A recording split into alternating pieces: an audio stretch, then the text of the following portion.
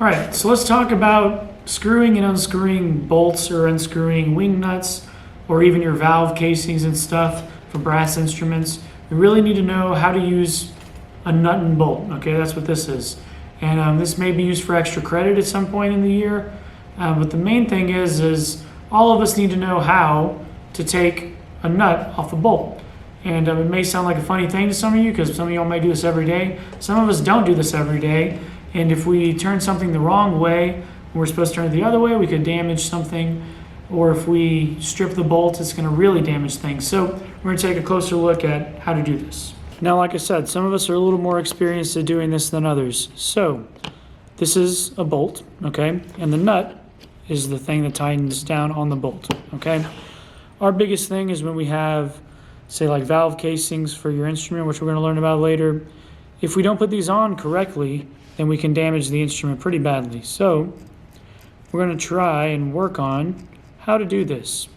The way I kind of say it is lefty-loosey, righty-tighty. So if you're looking at the camera right here, I'm turning it to the right, which is clockwise, right? And it's going down the bolt. That means it's tightening, okay? So this is tightening, righty-tighty. That's how I say it. If I turn to the left, which is this way, okay, it's loosening. It's going backwards. It's coming towards you. It's coming off of the bolt, lefty-loosey, okay?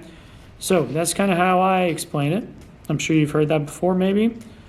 The other big thing about especially brass instruments is how to put this onto the bolt, because this is what we have to do for our valves. You have to actually put it on this bolt. Now, if you put it on and it's kind of crooked and you really try to tighten it, you could possibly put it on. Like right there, it's starting to go on. Look how crooked it is. If we force it, like I could force it and probably make it go on a little bit more, that's going to do what's called stripping the bolt, okay? And it's where it messes up these threads, and then you can never really get it back on, okay, without repairing it. So you really have to make sure when you put this on, it's pretty much straight up and down. If you feel any pressure, watch. Like right here, boom, there's pressure. I can't even turn it.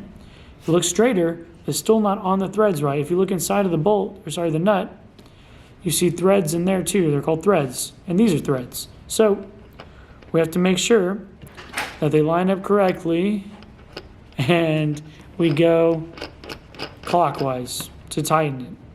So that's kind of the nuts and bolts about how to work a nut and a bolt. So you should try this on your own.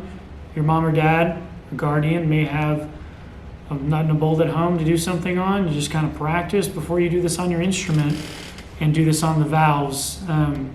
This costs a lot less than a brand new valve for an instrument. So you should practice that a little bit.